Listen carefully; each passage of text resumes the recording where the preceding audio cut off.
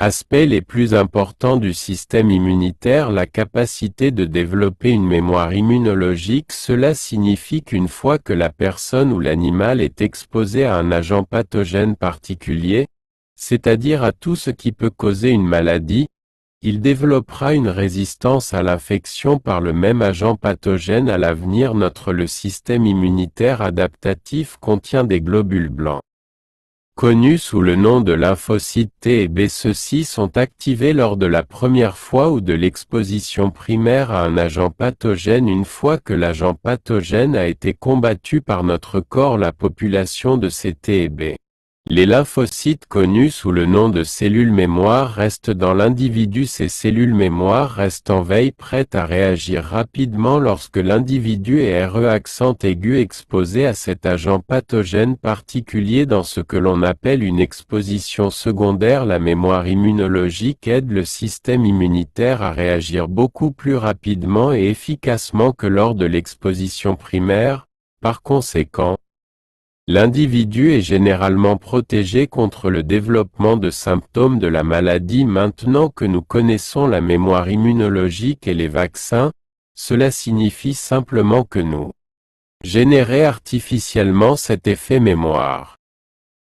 Et à un stade précoce pour prévenir une future maladie, cela signifie que nous injectons une version affaiblie des agents pathogènes inactifs ou simplement des parties particulières d'agents pathogènes dans l'individu que nous voulons protéger. Chez les individus en bonne santé, ces composants du vaccin activent une réponse immunitaire spécifique imitant l'infection primaire mais suffisamment faible pour ne pas provoquer le développement de symptômes de la maladie. Par exemple, le vaccin contre la varicelle ou la varicelle implique l'injection d'une version affaiblie du virus varicelle zoster chez des personnes en bonne santé.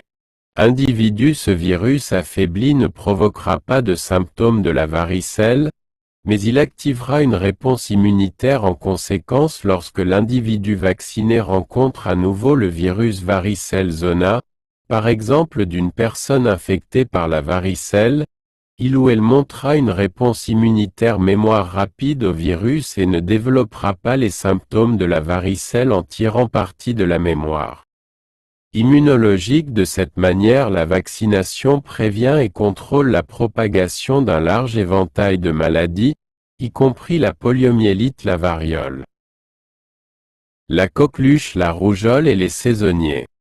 Virus de la grippe. Au cours des dernières années, il y a eu une controverse sur la sécurité des programmes de vaccination. À ce jour, toutes les preuves scientifiques crédibles soutiennent fortement l'importance de la vaccination pour éviter les maladies évitables chez les individus et les populations.